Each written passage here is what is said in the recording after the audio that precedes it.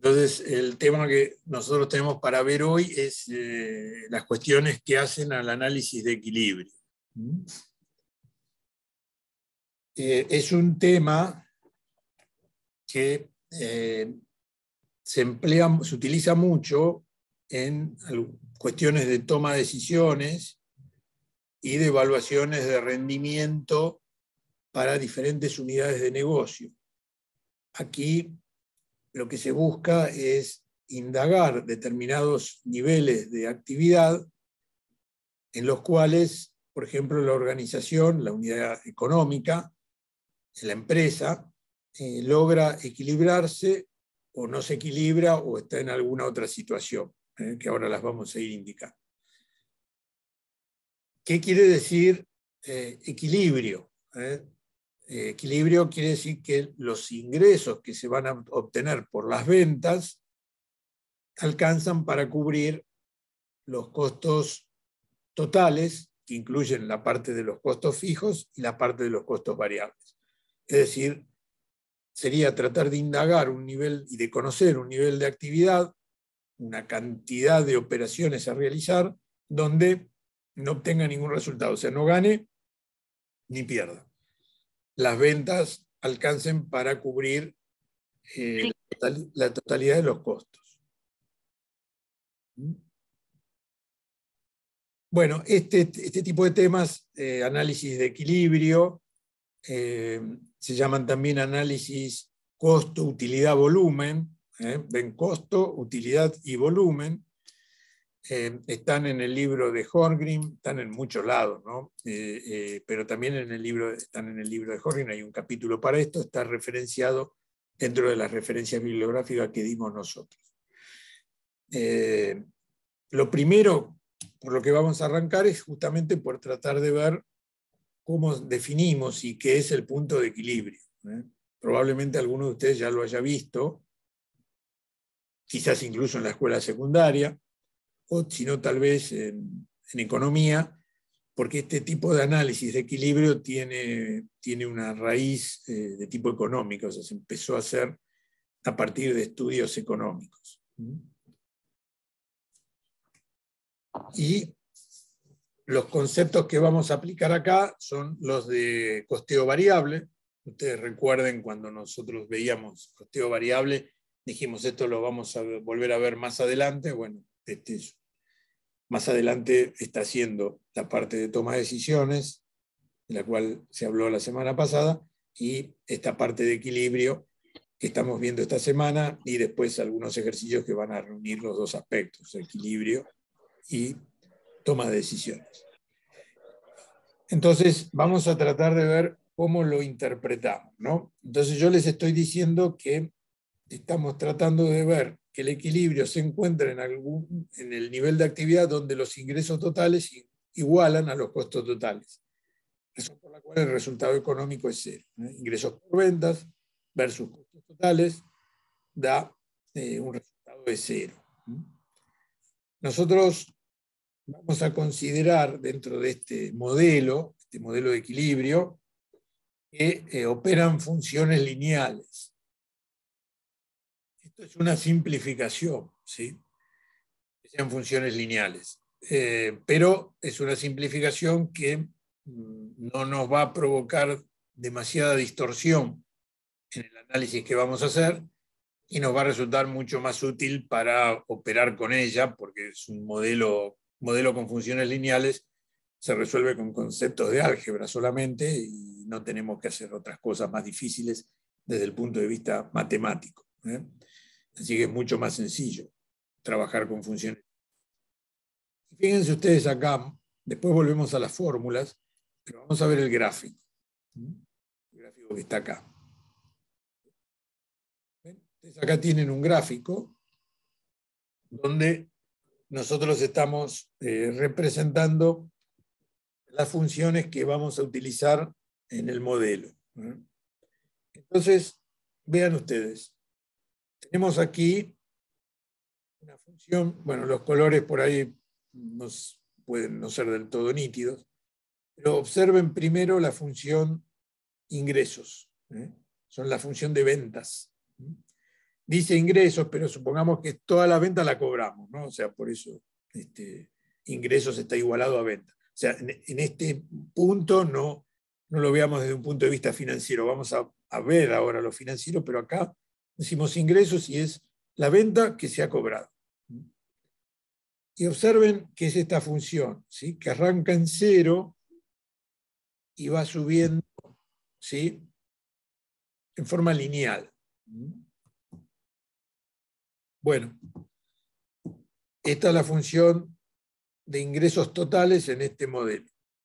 ¿Qué se acuerdan ustedes de las funciones lineales? ¿Cómo definíamos una función lineal? M por X más B.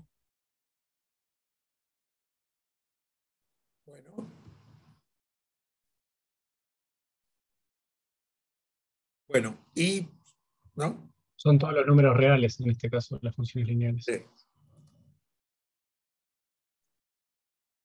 M por X, no, puse M por X más.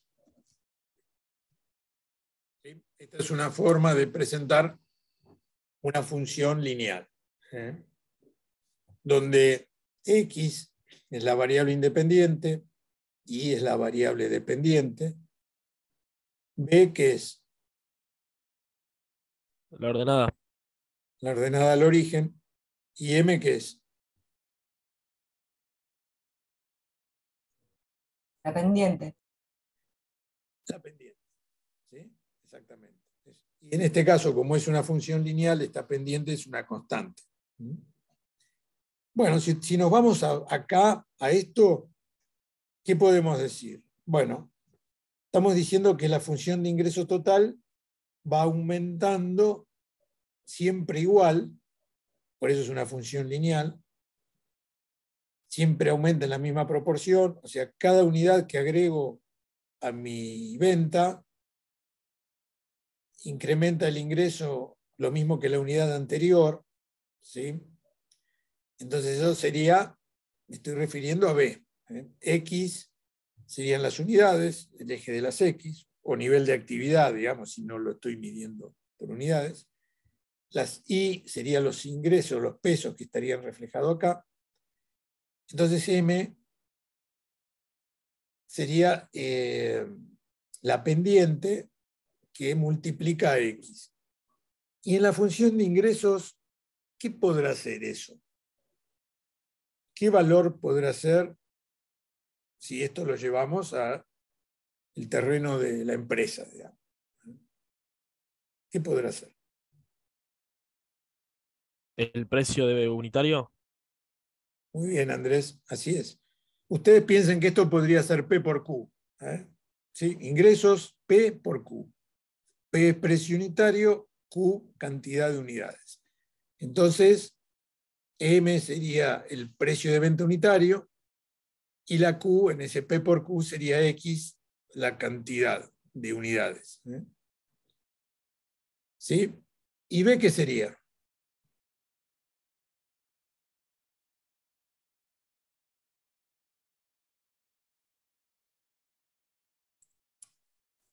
Lo digo de otra manera.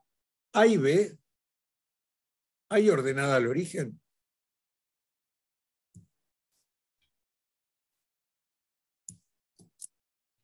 Sí. En este caso no. No, para mí no. Exactamente. La función arranca en 0, ¿sí? Entonces no hay ordenada al origen. Si yo vendo 0 unidades, no me dan nada. Mi ingreso es 0. Entonces no tengo ninguna ordenada al origen. Bueno, ven, ya hemos visto cómo la función del ingreso total es en definitiva P por Q, digamos, precio unitario de venta por cantidad, sin ordenada al origen, arrancando para un valor de Q0 en 0 de ingreso. Después vamos a ver en las fórmulas cómo lo desarrollamos algebraicamente. Entonces hemos analizado ya esta función, ¿sí? Vamos a ver las otras que están acá, algunas de las otras, ¿no? Entonces vean, esta dice costo fijo total, ¿no? Es esta, ¿sí? Esta. ¿Por qué tendrá este formato? que es costo fijo. Claro, porque es el costo fijo total, no unitario, es la función del costo fijo total. ¿Qué quiere decir? Que el costo fijo total es lo mismo, cualquiera sea la Q, la cantidad de unidades, ¿no? Es constante. Fíjense ustedes aquí, no es la pendiente lo constante, sino lo constante es el resultado, ¿sí? O sea, para cualquier valor de Q, ¿sí? O de X, y es igual a B, es la ordenada al origen, que es la cantidad de costos fijos totales. Y entonces M, ¿qué será? ¿Cuánto valdrá M? 0 en este caso. 0, la pendiente es 0. Para que justamente la función lineal sea una constante igual al valor de la ordenada al origen, la pendiente tiene que ser 0. Entonces, en ese caso, no importa cuál sea la Q, siempre el valor va a ser una constante que es igual a la ordenada al origen, que vale los costos fijos totales. O sea, cualquiera sea el valor de la cantidad involucrada, tanto 0 unidades como 10 unidades en este caso, el valor de la función del costo fijo total es la ordenada al origen, que son acá este segmento, estos 10. Ahora, acá veo una línea celeste que arranca desde a nivel de actividad 0 del valor del costo fijo total, que es 10 en este caso. ¿Qué será esta función celeste? Variable. ¿Vale? Variable. Bueno, incluye a los La, variables. su- es la sumatoria de los costos fijos y variables. ¿Cómo? La suma de los costos fijos y variables. Exactamente. Es la función del costo total, que incluye esta parte, ¿sí? Que es de los fijos, y después la parte de los variables, ¿sí? Que está, digamos, montada arriba de los otros. Podríamos hacerlo separado para llegar al costo total. Es decir, que el celeste es la función de los costos totales, ¿sí? Que incluye la parte fija, que ya la hemos visto, y la parte variable, que es esta superficie. Ahora, ¿cómo será entonces, algebraicamente, esta función? ¿Cómo la puedo expresar? Sería I igual a M por X más B. O sea, tiene todos los componentes. A ver, repetí, por favor. Y Que igual, tiene el costo variable por unidad, por la cantidad, más el costo fijo, digamos. perfecto. Acá, a diferencia de la otra, la función de costo total sería costo total, ¿sí? Igual a M, el costo variable unitario, ¿sí? Por X, ¿sí? Más B, la ordenada al origen, que sería el costo fijo total. ¿Ven? Sigue el formato de la función lineal y tiene todo, ¿no? Tiene el valor de la pendiente, que es el costo variable unitario, Q, que sería X, que sería, bueno, la cantidad, ¿sí? La multiplicación esta te da el costo variable total, le sumás el costo fijo total, que es una constante, y te da el costo total. Esto es costo variable total más costo fijo total, te da el costo total. Esto está representado por la línea celeste, por la función celeste. Bueno, ¿qué podemos decir sobre esto, ¿no? O sea, hemos hecho la función de ingreso total y la función de costos totales.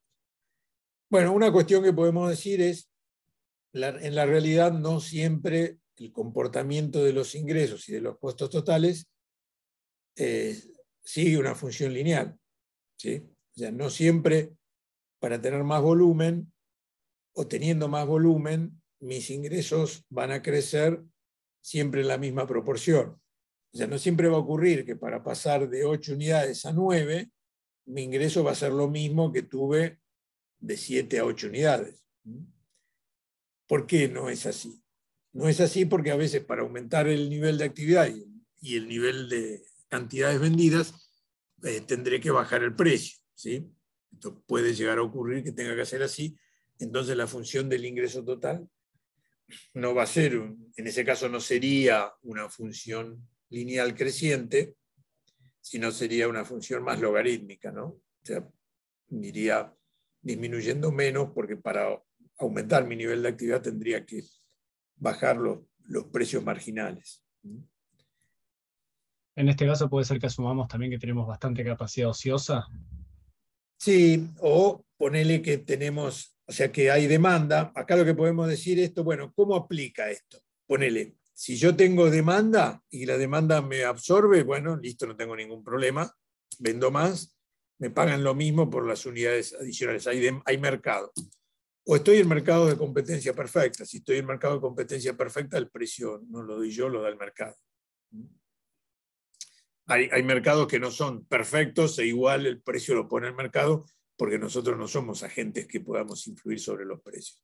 Así que no está del todo mal esto, ¿no? Y nos es útil utilizarlo. O a veces, en todo caso, los descuentos que podemos llegar a otorgar para aumentar un poco el nivel de actividad y el volumen de ventas no necesariamente tienen un gran impacto y podemos prescindir de considerarlos en el análisis. Podemos seguir trabajando con función lineal. Obviamente, si tuviera un fuerte impacto, ya me distorsionaría seguir con una función lineal y tendría que ver de ajustarla, ¿no? Pero es mucho más cómodo trabajar con una función lineal. Y por el lado de los costos, del costo total, ¿qué podemos decir?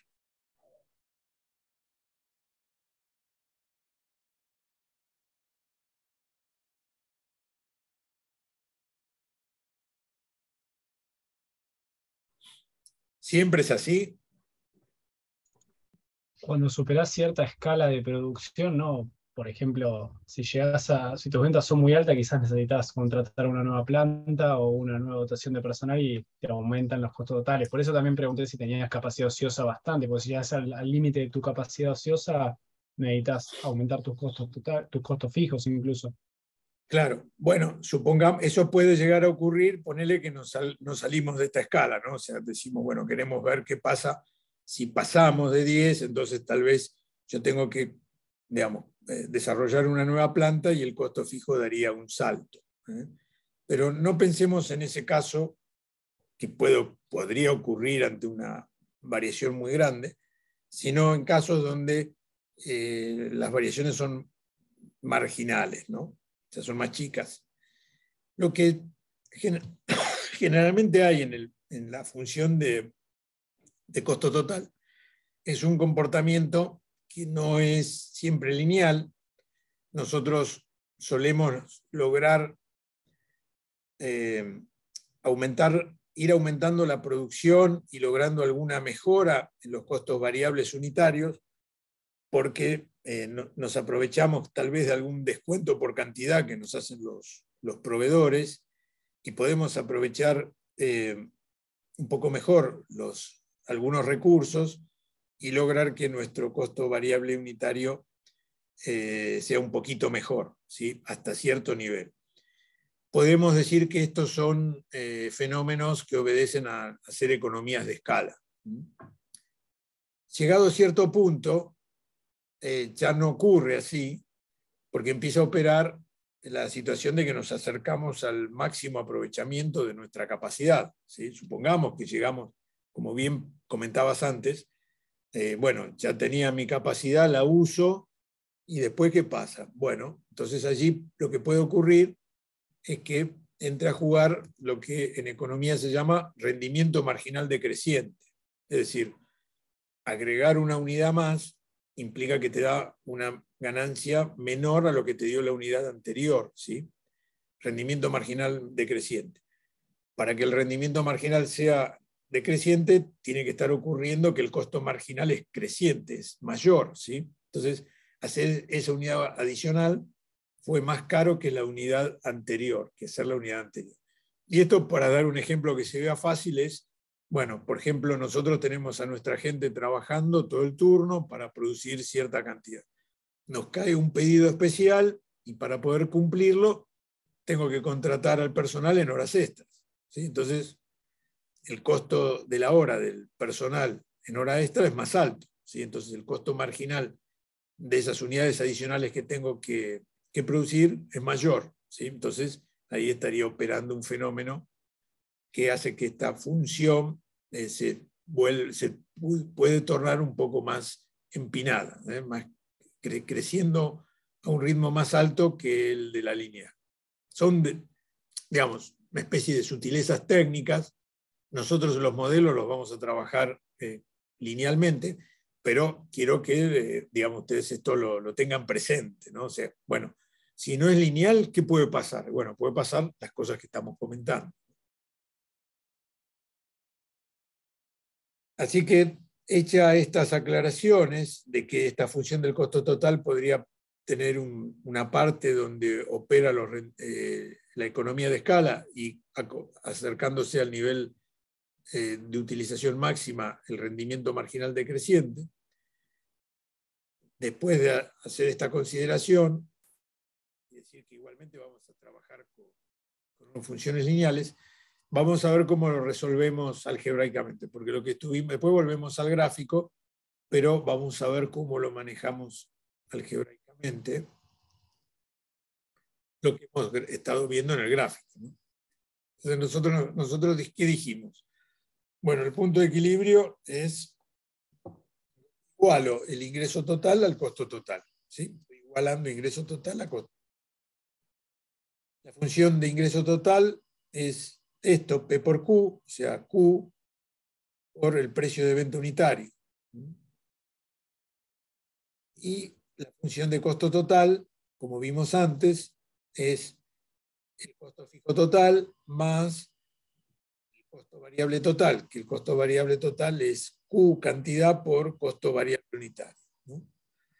La incógnita en esto es Q, porque yo quiero hallar cuál es la Q que me iguala a estas dos funciones, el ingreso total con el costo total. Entonces, igualo las dos, ¿sí? Y después lo que hago es despejar Q. Pasajes de términos, ¿sí? Con pasajes de términos y aplicando acá bueno, la propiedad asociativa, ¿no? De Q está en los dos términos de esta diferencia. Y después acá lo paso, está multiplicando, lo paso dividiendo. Esta parte algebraica se ve, ¿no? No requiere, no tiene dificultad, se entiende perfectamente lo que hice. Por mi parte sí. ¿Cómo? Sí, que por mi parte sí. Perfecto. Bueno, vean a lo que llegamos, ¿no? Llegamos a decir que esa Q, ese nivel de actividad, esa cantidad de unidades que nos da el equilibrio, ¿sí? Donde no gano ni pierdo, va a ser igual a los costos fijos totales dividido precio de venta unitario menos costo variable unitario, que es el margen de contribución unitario. Recuerden, cuando veíamos costeo variable, decíamos que hallábamos margen de contribución, la diferencia entre ingresos por ventas dividido costos variables, nos daba margen de contribución, total o unitario según como lo calculas. Entonces acá está puesto la contribución marginal unitaria, precio de venta unitario menos costo variable unitario. Esto en definitiva lo que nos estará mostrando es, bueno, qué cantidad de unidades necesito para que multiplicadas por lo que contribuye cada una de ellas a generar ingreso, me alcancen a cubrir los costos fijos totales. Cada unidad que hago y vendo contribuye en esta diferencia, la diferencia entre el precio de venta de la unidad y el costo variable de la unidad, ¿sí? Cada una contribuye en esa parte. ¿Ven? Todas contribuyen lo mismo porque estamos en modelos lineales. Si no, no sería así. Y con eso, este término, ¿no? Y eso, esa diferencia, esa marginal unitaria, multiplicada por una cantidad, me permite cubrir el costo fijo total. Es esto, entonces, la manera en que interpreto y calculo el valor, ¿sí?, del punto de equilibrio. Obviamente, esto funciona, el modelo funciona perfectamente ante los cambios que nosotros podamos hacer. O sea, la modelización responde a la realidad. Si hipotéticamente el costo fijo total aumenta por alguna razón exógena, digamos, no distinta del modelo, bueno, la Q también tendría que aumentar, si el equilibrio tendría que conseguirse. Sería el mínimo óptimo que tendría que producir para que sea rentable el negocio, digamos. A partir de ese nivel de actividad, el negocio empieza a ser rentable. Así es. Y por este lado, si ustedes, por ejemplo, lograsen aumentar el precio de venta unitario sin que cambie nada de las otras variables intervinientes, bueno, ¿qué lograrían? Si aumenta esto que está en el denominador, podrían lograr que el punto de equilibrio se consiga en un nivel de actividad menor. En cambio, si, por ejemplo, lo que sucede es que aumenta el costo variable unitario, si aumenta el costo variable unitario, esta diferencia se achica, o sea, el margen de contribución se hace más bajo, y si el margen de contribución se hace más bajo, acá algebraicamente, porque está en el denominador, el cociente implica que aumenta. Entonces yo tengo que tener un punto de equilibrio a un nivel de actividad más alto. Si mi margen de contribución es más chico, yo equilibro a un nivel de actividad más alto. Bueno, esto, ven, es consistente.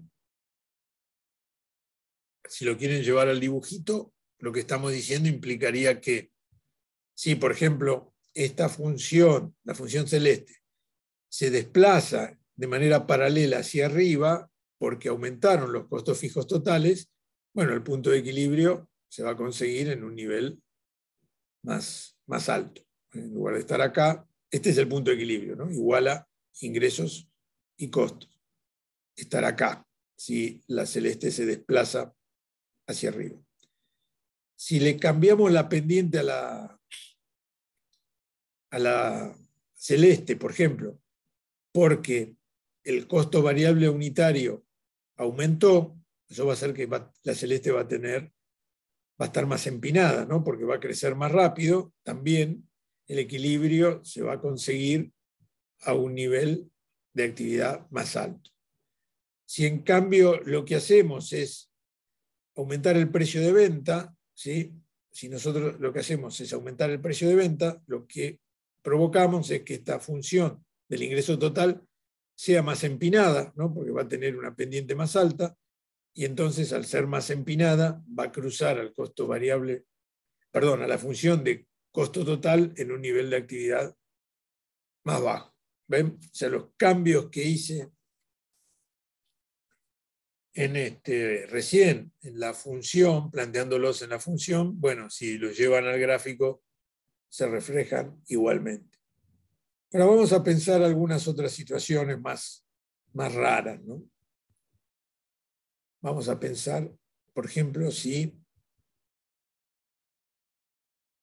el costo variable unitario se iguala al precio de venta unitario. ¿Qué pasa? ¿Qué quiere decir que si ocurre eso?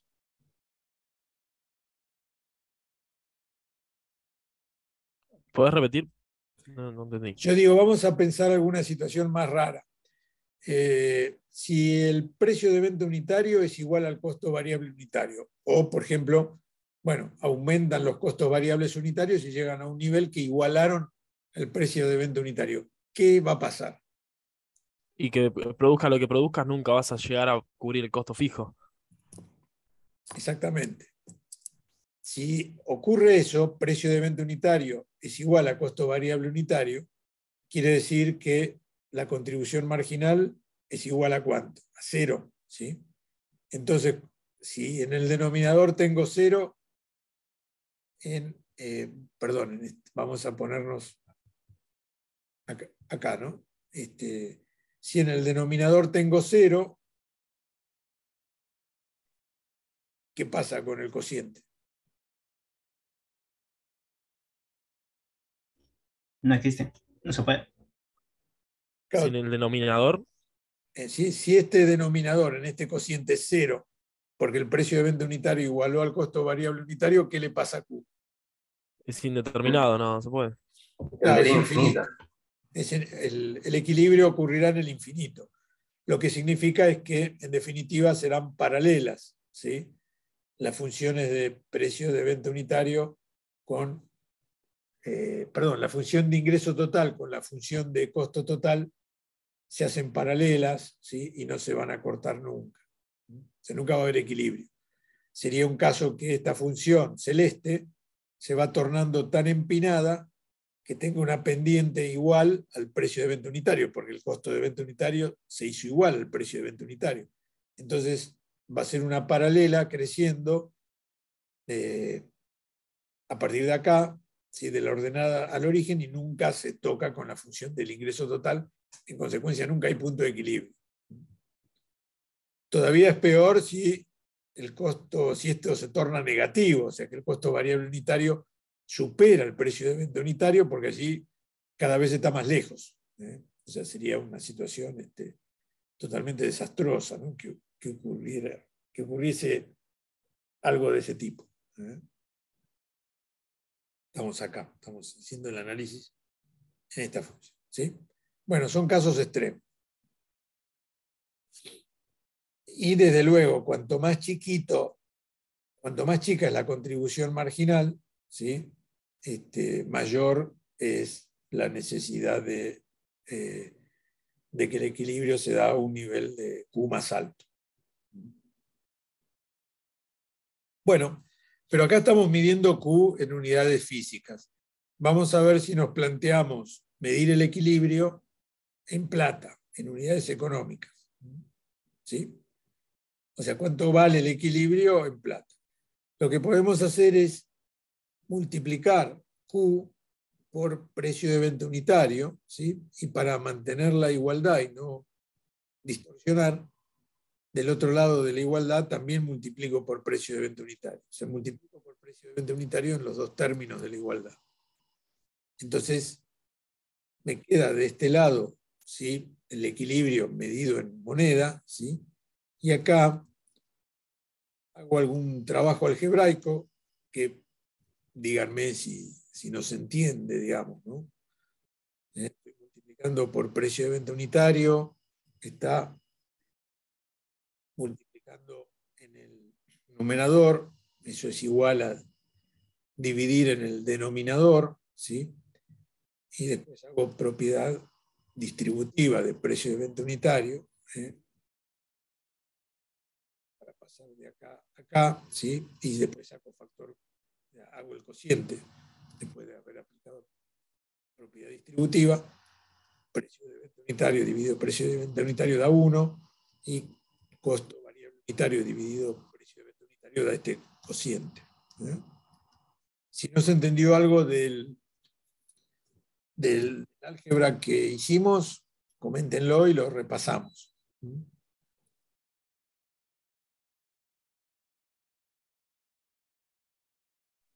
Clarísimo, profe.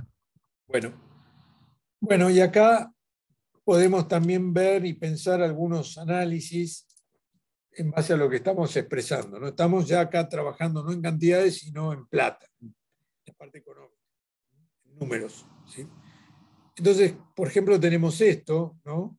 Esto, digamos, lo más raro que hay acá es este cociente que está restando, ¿no?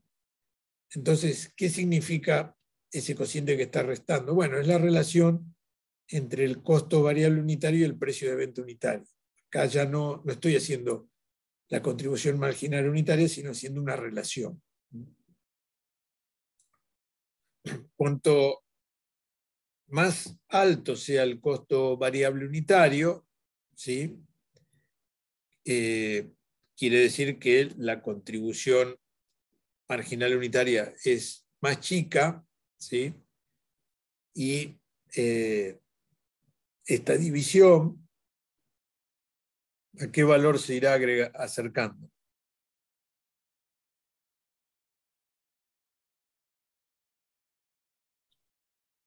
Cuanto más grande es el costo variable unitario, este cociente ¿a qué valor se acerca?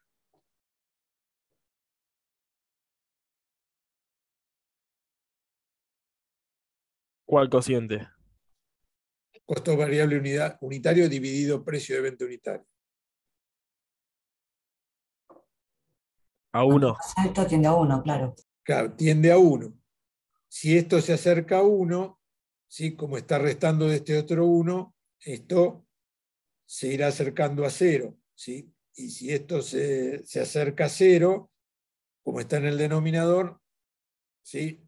Lo he achicado, o sea, de 1 lo he acercado a 0, implica que tengo que aumentar mucho el nivel de actividad medido en términos económicos para lograr el equilibrio. ¿Ven? Se cumple también con lo que decíamos antes, pero acá está visto de otra manera.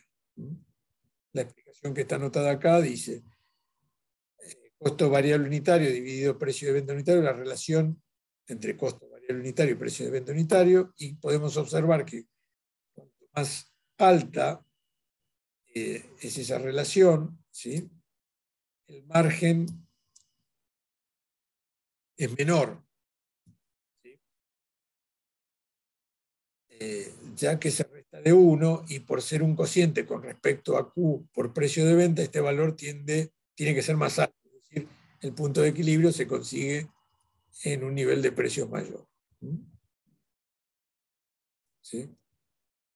Bueno, acá está escrito lo que estuvimos explicando un poco más detenidamente.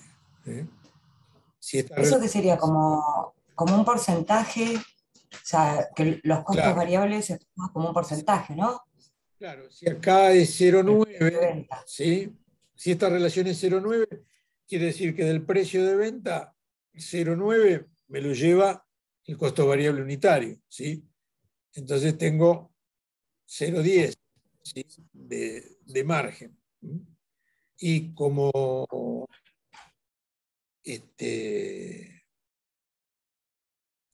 lo que resto de 1 es 0,9, no el margen, sino la relación entre el costo variable unitario y el precio de venta unitario, ¿sí? Al restar 0,9 de 1, tengo solo 0,10 acá en el denominador, ¿sí? Entonces, al tener un número chico, más cercano a 0, tengo que aumentar mucho el nivel de actividad para estar en equilibrio. Intuitivamente es así, digamos, si mi contribución por cada unidad es poco, como decíamos antes, bueno, ¿qué significa? Que hacer poco significa que si en lugar de hacer la resta, pongo la división, ¿sí? La parte de costo variable unitario respecto del precio de venta unitario es más alto y el margen medido sobre precio de venta unitario es más chiquito. ¿Sí? Entonces, con margen más chico, en porcentaje, ¿sí? Tengo que aumentar más los ingresos para lograr el equilibrio. Acá estaba de alguna manera medido con resta, acá está medido como una relación, ¿sí? La relación porcentual o por tanto por uno. ¿Sí?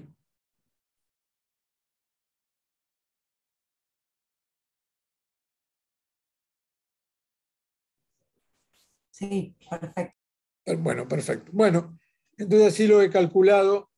Es lo mismo que he razonado acá, pero acá lo he razonado para obtener valores económicos. ¿Sí?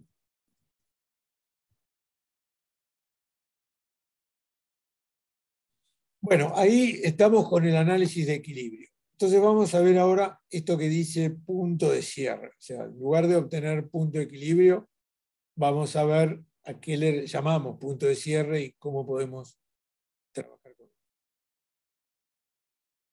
Y el elemento que agregamos para hacer el análisis de de cierre es distinguir o identificar los costos fijos no erogables, asumiendo que todos los variables son erogables y dentro de los fijos hay una parte que es no erogable y otra parte que es erogable.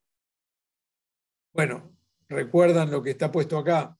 Típicamente los no erogables son las amortizaciones. ¿Recuerdan esto? Lo hemos hablado, lo hemos mencionado varias veces. Y vamos al gráfico. Nosotros decimos que vamos a calcular una función del costo total donde se segregan los costos fijos no erogables, saco los costos fijos no erogables, que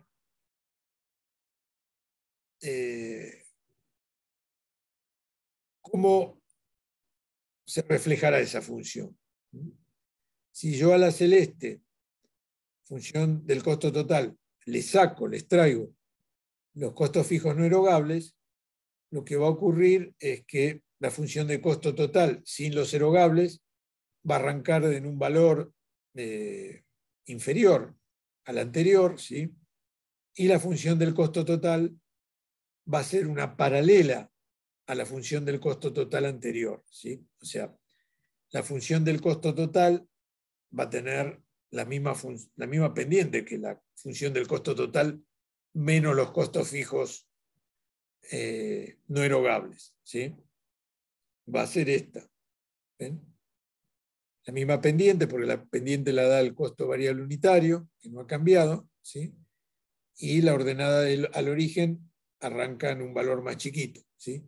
Es lo mismo que acá, pero acá costo fijo total pongo solo los costos fijos erogables, porque le he sacado los no erogables.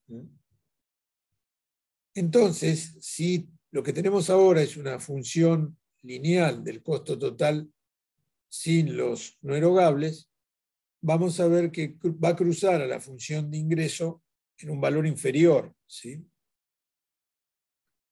A esto le llamamos punto de cierre, ¿sí? Al equilibrio, al punto, al nivel de actividad en que se cruza la función de ingreso total con la función del costo total sin los costos fijos no erogables, le llamamos punto de cierre. Y nos permite hacer algún análisis donde metemos una parte económica, como era el punto de equilibrio, y una parte financiera, como es la cuestión de que sea erogable y no erogable, y encontrar el punto de cierre.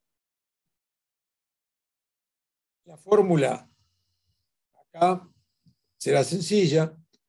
El costo fijo total, le resto los costos fijos no erogables, lo divido por la contribución marginal unitaria y me da el Q de cierre, que sería este punto.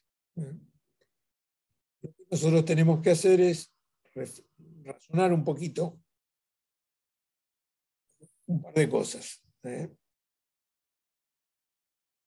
y ver qué pasa según cómo me vaya moviendo en los distintos niveles de actividad. Ya sé que desde el punto de equilibrio en adelante, ¿yo qué tengo? Ganancias. ¿Está bien eso? Sí. Sí. Desde el punto de equilibrio hacia atrás, estoy en zona de pérdidas. ¿Sí?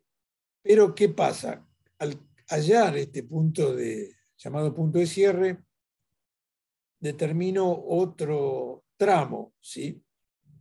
Distinto, y puedo decir que desde un nivel de actividad 0 hasta el punto de cierre, ¿sí? Yo estoy en una situación donde los ingresos no me van a cubrir ni siquiera todos los costos erogables. Ya sé que no me cubren todos los costos porque estoy en pérdida, ¿sí? Porque para que me cubran todos los costos tengo que llegar acá. Pero si estoy acá, lo que ocurre es que no cubro ni siquiera los costos erogables, ¿sí? No llego a cubrir los erogables. En cambio, si estoy operando desde este nivel hasta este otro nivel, yo estoy en pérdida, estoy perdiendo plata, pero con los ingresos que obtengo, dado ese nivel de actividad, cubro mis costos erogables. Lo que no cubro son los no erogables, porque ven, estoy analizando qué pasa entre el punto de cierre y el punto de equilibrio, ¿sí? No cubro,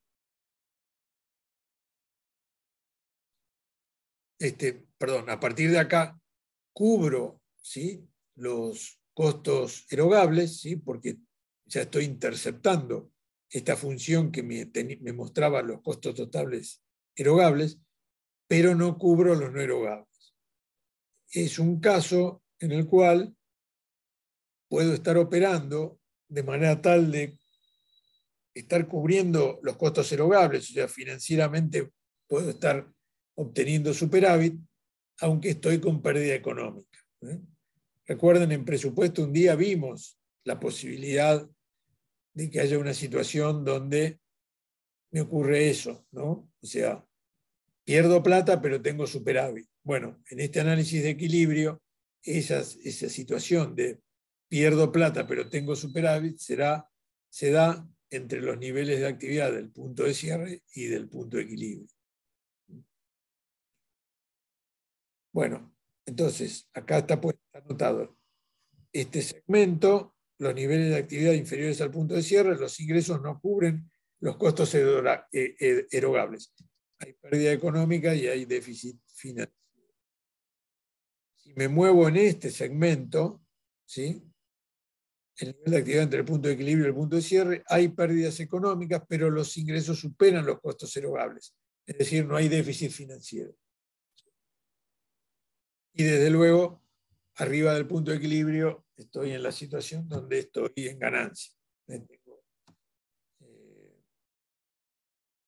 Tengo ganancias.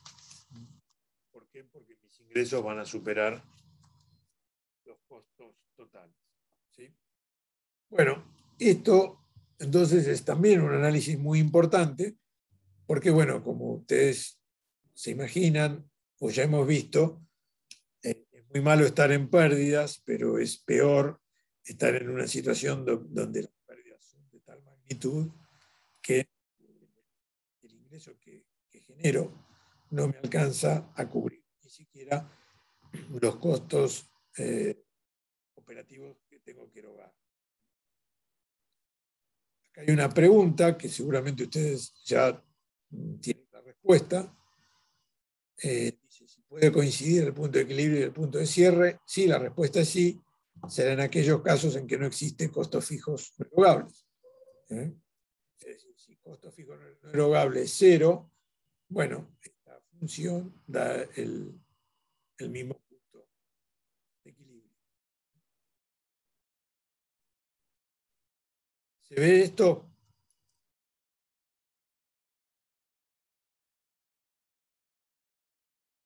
Sí, profe. Sí, profe. Bueno, listo. Avanzamos un poquito entonces. Vamos a agregar otros factores a este análisis de costo, utilidad, volumen, ¿no? Acá estábamos mirando no ganar, ¿sí? Lo que podemos llegar a plantearnos es, bueno, ahora quiero ver un nivel de actividad tal que me permita no solamente cubrir todos los costos, sino obtener algún beneficio. Entonces, la función que voy a tener es esta. En el numerador al costo fijo total le agrego el beneficio, ¿sí? Acá beneficio I puede ser un monto o puede ser una relación respecto de algún otro valor. Y tengo la contribución marginal unitaria y puedo calcular, bueno, cuántas son las unidades o el nivel de actividad que necesito lograr para cubrir todos mis costos fijos totales, ¿no? O sea, los costos fijos totales, y obtener un cierto beneficio, una cierta utilidad. En la misma fórmula de antes le he agregado beneficio I. Entonces, pero ¿qué pasa? Si yo estoy hablando de beneficios, puedo pensar que también esos beneficios pueden ser antes o después de pagar el impuesto a la ganancia o de considerar o contemplar el impuesto a la ganancia. Porque,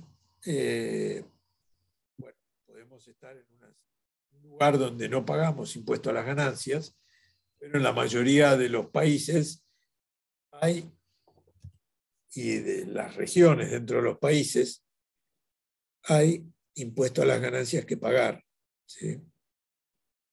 Entonces, generalmente al inversor, al accionista, le interesa ver, saber qué tiene que hacer para lograr un beneficio después de pagar el impuesto. Entonces nosotros nos podemos plantear, bueno, está bien, yo quiero saber el nivel de actividad que me permite cubrir los costos fijos totales y también obtener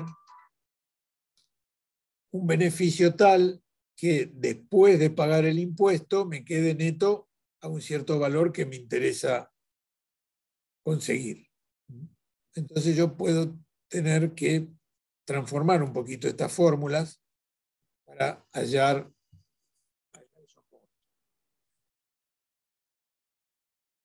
una pequeña consideración de tipo tributario para mencionar acá. No es el propósito de este curso hablar de impuestos, pero los impuestos están en la gestión, en las operaciones, en los análisis de resultados. Nosotros tenemos que mencionar. Recuerdan ustedes que nosotros dijimos, el IVA no juega en el presupuesto económico porque el IVA no es nuestro, ¿no? El IVA es un valor añadido, un impuesto al valor añadido que se estaría añadiendo al precio para que lo pague el comprador o el consumidor. Entonces no iba nunca en el económico, ¿sí? Iba en el financiero y en las cuentas patrimoniales que quedasen al final de un cierto periodo. Pero ¿qué podemos decir del impuesto a las ganancias? ¿Podemos decir lo mismo del impuesto a las ganancias? No, porque va directamente sobre el estado de resultados. Exactamente. El impuesto a las ganancias, ¿sí? Impacta dentro de nuestros resultados, ¿sí? Nosotros tenemos que considerar que si ganamos una cierta plata, el fisco nos va a pedir que una parte de esa plata se la demos a ellos y lo neto lo repartamos o no entre los accionistas. Podemos no repartirlo y capitalizarlo o dejarlo como una reserva para, llegado el caso, usarlo después. ¿Y qué podemos decir acerca de los impuestos a las ganancias? Bueno, podríamos decir muchas cosas, pero lo que vamos a decir acá es que el impuesto a las ganancias en general se establece con un porcentaje. ¿Sí? El impuesto a las ganancias no es una suma fija, ¿sí? Es un porcentaje. Pero estos porcentajes a veces se determinan en forma proporcional y con alícuotas proporcionales y otras veces con alícuotas progresivas. Yo no sé si hemos dicho la diferencia entre uno y otro, probablemente no lo hayamos dicho, pero probablemente alguno de ustedes conozca la diferencia entre lo que es una alícuota de impuesto a las ganancias proporcional y lo que es una alícuota de impuesto a las ganancias progresiva.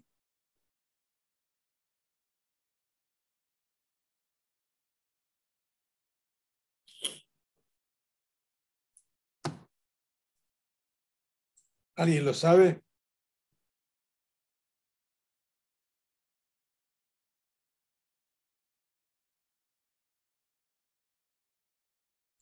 No.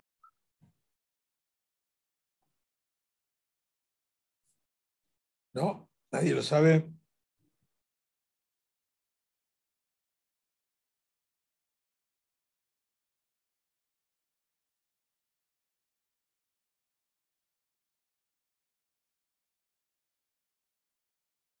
¿Cuál es la pregunta, profe? La pregunta es si nosotros sabemos la diferencia que hay entre una tasa proporcional y una tasa progresiva en el impuesto a las ganancias.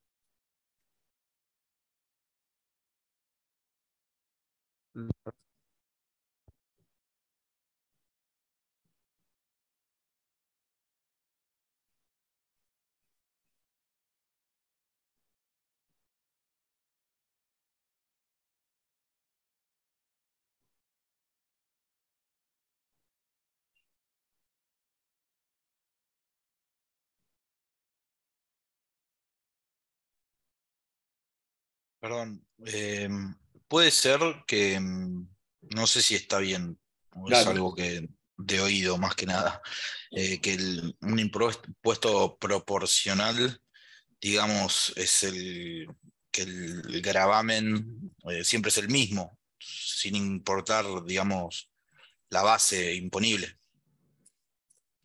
La tasa siempre es la misma. Claro, sí. Bien. No sé si es eso. Es así, eso quiere decir proporcional. O sea, si nosotros decimos que hay una tasa proporcional en el impuesto a las ganancias, quiere decir que nosotros siempre pagamos el mismo porcentaje. Si nuestra tasa es 30% y ganamos 1.000, ¿sí? Pagaremos 300. Si ganamos 10.000, pagaremos 3.000. Siempre el mismo porcentaje, siempre la misma parte del total que se gana. Eso quiere decir proporcional. En general, las tasas son proporcionales para las empresas, ¿sí? Y no para las personas. Aunque en nuestro país ahora, desde hace 2 años, se incluyó una suerte de progresividad, o sea, se salió de la proporcionalidad para las empresas también, pero de una manera limitada. Progresiva sería que va aumentando el porcentaje. Exactamente. Yo no sé si alguno de ustedes sufre retenciones en el impuesto a las ganancias, en el sueldo que cobra. Yo, por ejemplo. Muy bien, Facundo. Y bueno, ¿y cómo es lo que te retienen de ganancias? Es muy poquito, por suerte, pero sí, siempre quizás aparece ahí como un descuento, ¿cómo se llaman? Hay 2 tipos de descuentos, es el primero, el que va sobre el sueldo directamente, remunerativo.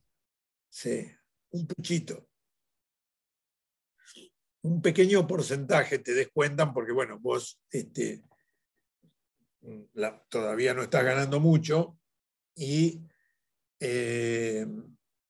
están aplicando todas las deducciones y lo que te queda como renta, como sueldo para someterlo al impuesto a las ganancias, entra en una escala progresiva. ¿Sí? ¿Qué quiere decir lo que era progresivo? Antes dijimos proporcional, ahora vamos a pensar cómo es progresivo. Entonces, progresivo significará que, supongamos que uno gana 2.000, los primeros 1.000 pesos, sobre los primeros 1.000 pesos, te cobran ponerle el 10%. Entonces, están grabados a una tasa del 10%. Si ganás más de 1.000 pesos, vas a estar grabado ese adicional a una tasa del 20%. Entonces, ¿qué quiere decir esto? Si nosotros ganamos 2.000 y aplica esa regla, por los primeros 1.000 pagaré 100 y por los segundos 1.000 pagaré 200. ¿Sí? Entonces, mi impuesto total, en ese caso, será 300. 100 del primer tramo al 10 y 200 del segundo tramo de 1.000 al 20. Si fuera proporcional y me cobrasen el 20%, me habrían cobrado 400, porque habrían dicho 20% sobre 2.000 da 400.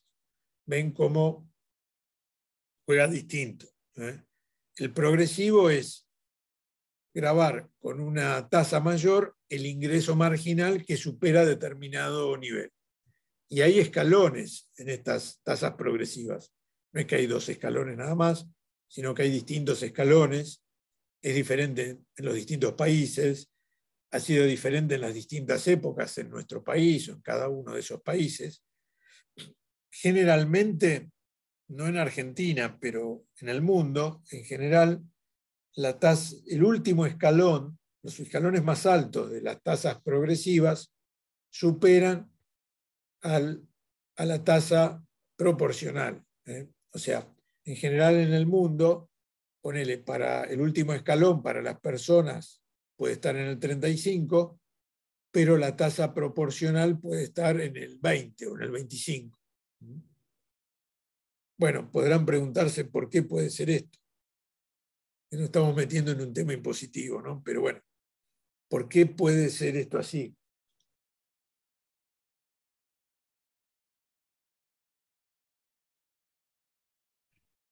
Una consulta. Sí. Cuando le dicen impuesto, que el impuesto es regresivo, es la contracara del progresivo, o sea, ¿tiene algo que ver con el proporcional?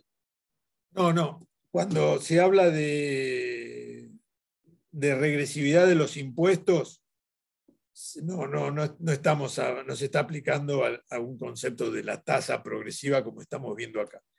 Cuando dicen regresividad de un sistema tributario es regresivo, ¿sí? Es porque se está agregando al análisis cómo impacta el impuesto al consumo sobre las personas, ¿sí? Sobre la renta que tienen las personas.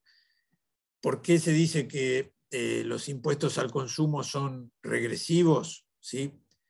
En realidad uno podría decir tienen una tasa proporcional, porque el IVA siempre es igual, digamos. Es el 21. ¿Pero por qué puede ser regresivo? Bueno, puede ser regresivo para una persona porque las personas con menores ingresos les afecta menos. Claro, tendemos a comer lo mismo, ponele, para decirlo brutalmente. Una persona pobre, una persona rica, suponte come lo mismo. Entonces paga el mismo IVA, ¿sí? Bueno, pero uno es rico y el otro es pobre. Pero los dos consumieron productos básicos que están grabados al 21% por IVA, y entonces el pobre destinó casi todo su ingreso a comprar alimentos grabados al 21%, y el rico solo una pequeña parte de sus ingresos lo destinó a alimentos, porque no se va a comer todo el ingreso, le sobró lo demás, y entonces pagó IVA sobre esa parte. Por eso se dice que es regresivo, ¿sí? Un sistema tributario puede ser regresivo cuando hay mucho impacto de los impuestos al consumo y poco impacto de los impuestos a la renta, que son los que tienen la tasa progresiva. Por eso se dice.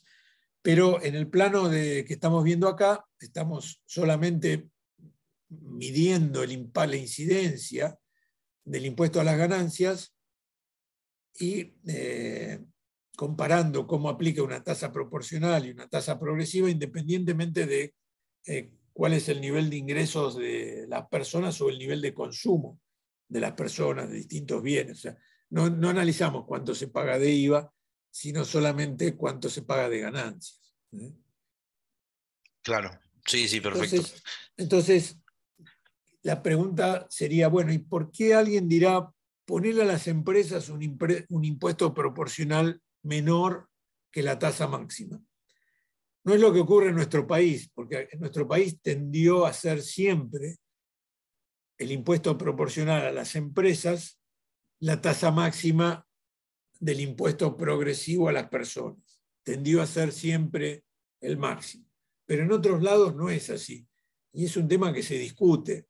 Y se discute mucho por cómo se grava a las grandes corporaciones o en cuánto se las grava a las grandes corporaciones. ¿Por qué les parece que puede tener algún sustento que la tasa proporcional de una empresa sea inferior a la tasa máxima progresiva de las personas?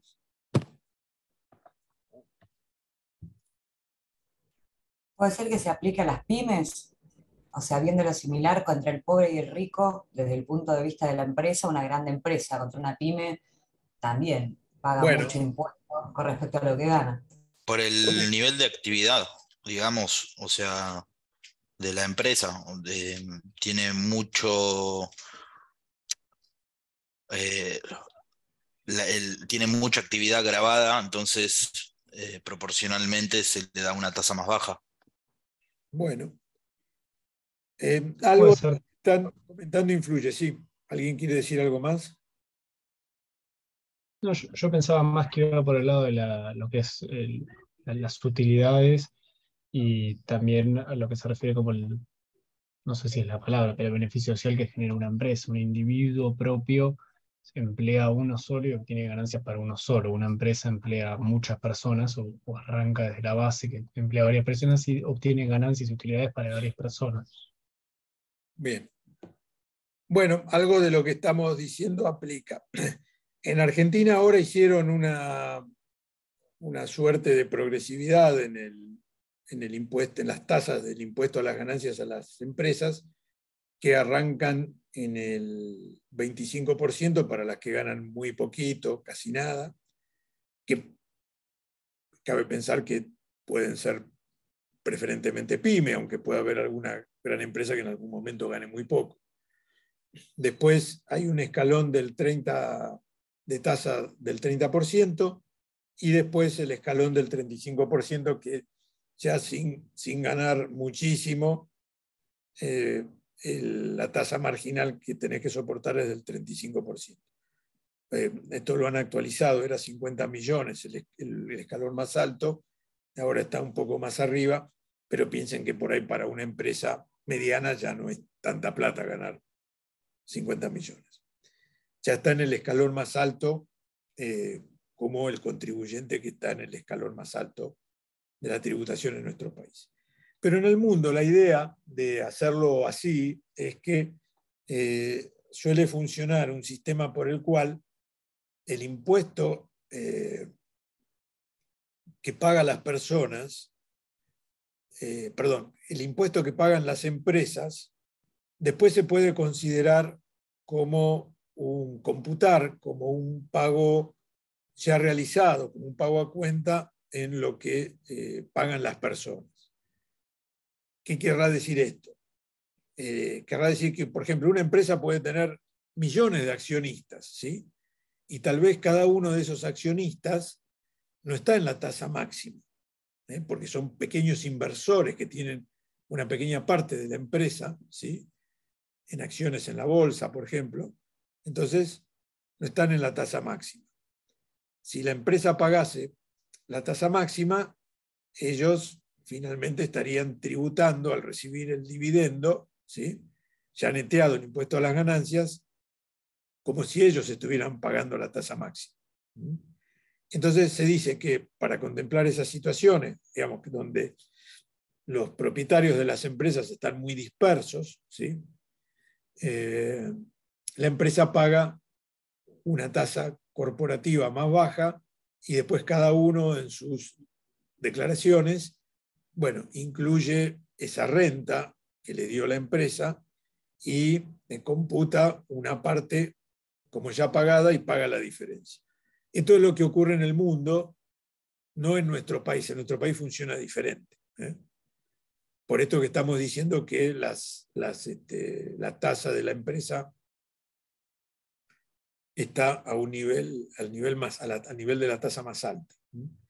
Inclusive en la actualidad, cuando se da un dividendo, la empresa ya pagó de acuerdo a su escala progresiva, y al dar un dividendo hay que retenerle algo más de impuesto a las ganancias sobre ese dividendo que se le entrega al accionista. Pero esto son sutilezas, digamos, y cosas que de acuerdo a cómo va cambiando nuestro sistema tributario. Lo importante es tener una idea de lo que es progresivo y lo que es proporcional, y alguna idea de por qué entre las empresas, para las empresas, lo que se suele establecer en todo el mundo, bueno, en todo el mundo, en muchísimos países, en los principales países desarrollados, es una tasa proporcional y que es inferior a la tasa máxima progresiva de las personas. Un poco les quiero transmitir, digamos, casi como un sentido de saber algo más, digamos, porque nosotros vemos, aplicamos eso al resolver nuestros problemas, ¿no? Esa es la explicación de por qué vamos a considerar en nuestros problemas una tasa proporcional, aunque hoy en Argentina es levemente progresiva. Bueno, y además es más fácil hacer las cuentas, ¿no? Trabajando con una tasa proporcional. Así que esa es la razón por la cual vamos a usar en todos los problemas que hagamos una tasa proporcional de impuesto a las ganancias.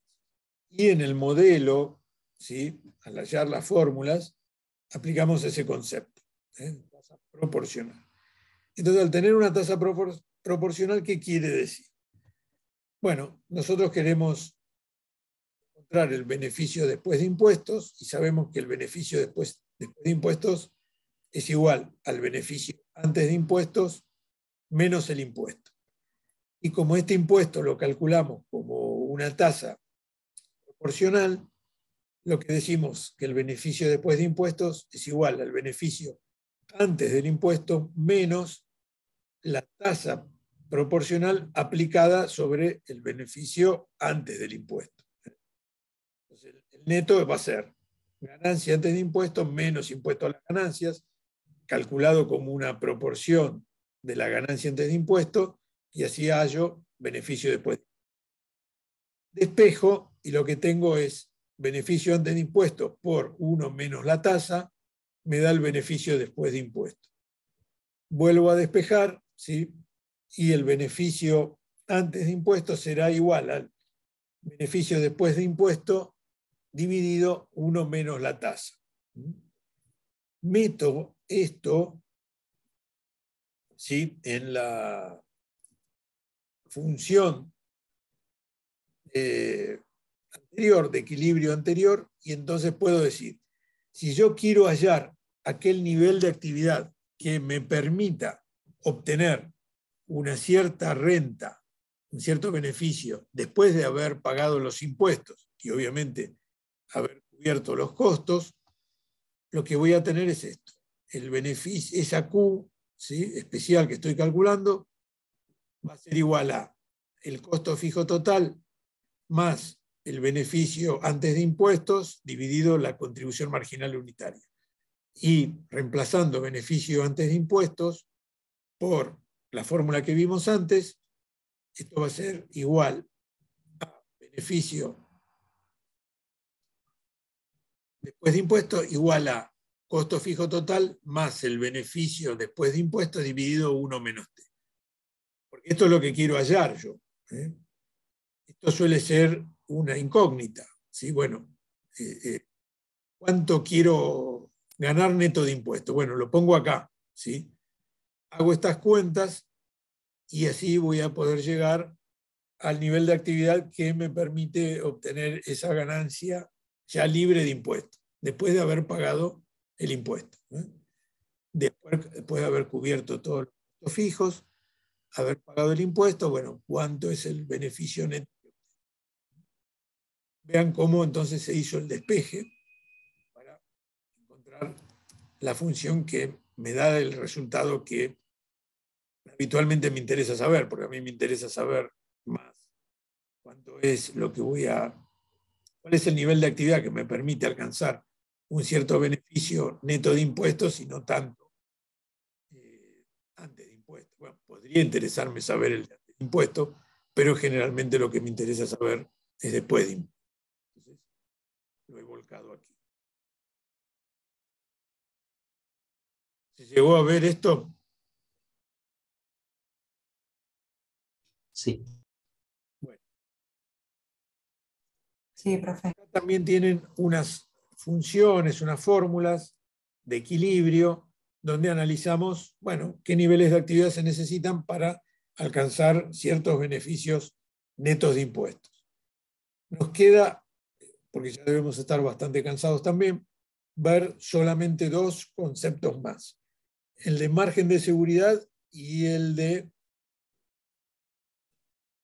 porcentaje de capacidad, ¿no? Para analizar esto, el margen de seguridad, además del equilibrio, yo tengo que considerar cuáles son los niveles de ventas dentro del nivel de actividad normal que considero. Entonces, ¿qué será el margen de seguridad?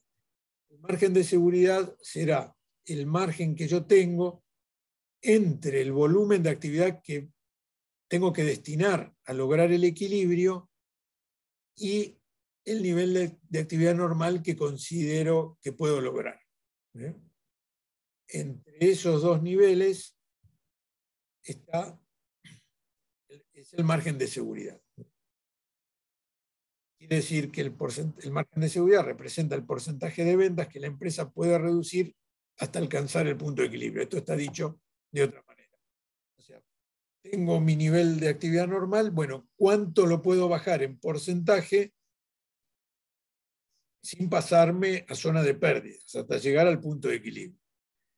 Obviamente, cuanto más bajo es el punto de equilibrio respecto del nivel de actividad normal, el margen de seguridad es mayor y es una situación más favorable, más conveniente. O sea, cuanto mayor sea el margen de seguridad, es mejor porque quiere decir que el equilibrio lo consigo en un nivel de actividad más bajo.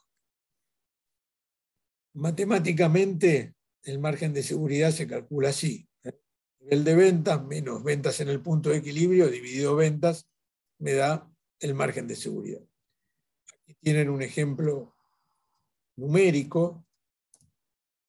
Las ventas normales en el nivel de actividad normal son 1000, los costos fijos totales son 400, precio de venta es 30, costo variable unitario es 30. Calculamos el punto de equilibrio medido en pesos, aplicando la fórmula que vimos antes, ¿sí? Que está aplicada acá. Acá estoy tomando B124, que es el costo fijo total, dividido 1 menos la relación entre costo variable unitario y precio de venta unitario, que es 15 dividido 30, ¿sí? Eso me va a dar 800. El punto de equilibrio es 800, que es 400 dividido 0,50, da 800. Bueno, después lo que hago es esto, ¿no? Es hacer volumen de ventas menos equilibrio medido en pesos dividido volumen de ventas. Y así me da 1000 menos 800 dividido 1000, me da un 20% de margen de seguridad.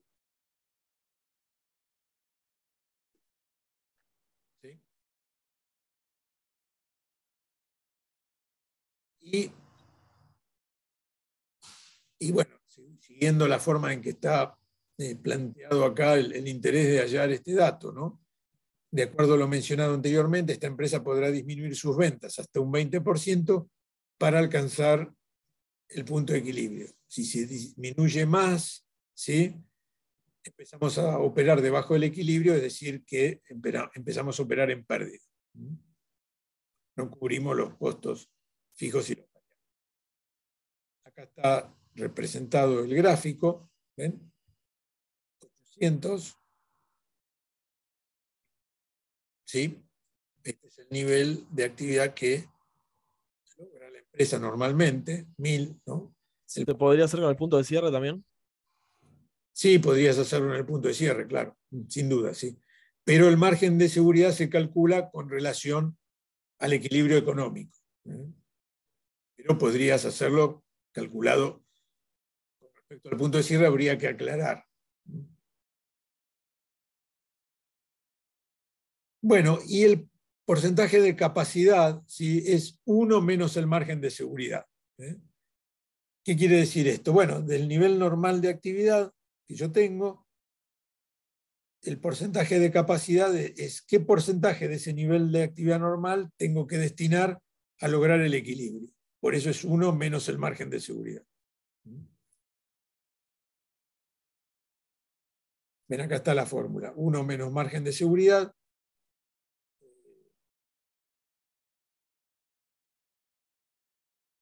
Bueno, acá medido en porcentaje, será ventas en equilibrio dividido ventas.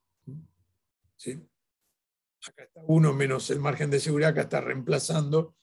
Vas a tener 1, haciendo un poco de álgebra, tenés ventas en equilibrio dividido nivel de ventas normales.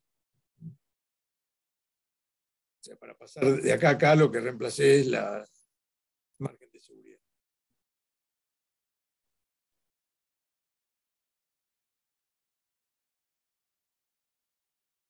Entonces, el porcentaje de capacidad representa el punto de equilibrio en relación a las ventas. Es decir, qué porcentaje de las ventas actuales necesita la compañía para cubrir los costos variables y los costos fijos, es decir, los costos totales.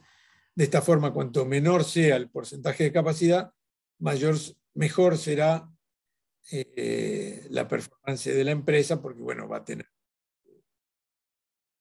mayor beneficio y mayor margen de seguridad.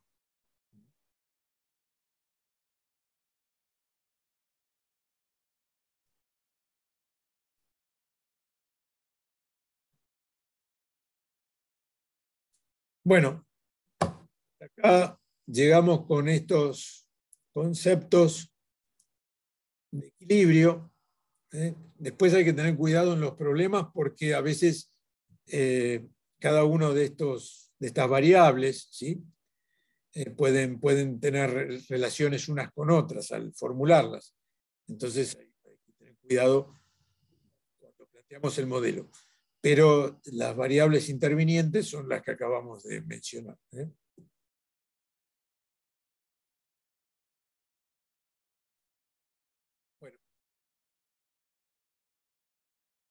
¿Quieren hacer alguna pregunta? Si no, ha sido largo, si no, suspendemos acá. Yo creo que este Excel está en el campus. Si no está en el campus, lo subo. Eso iba justo a consultar si estaba en el campus. Bueno, verifiquémoslo. Lo verifico y si no está, lo subo. Buenísimo. Bueno, después subo también la clase al canal de YouTube.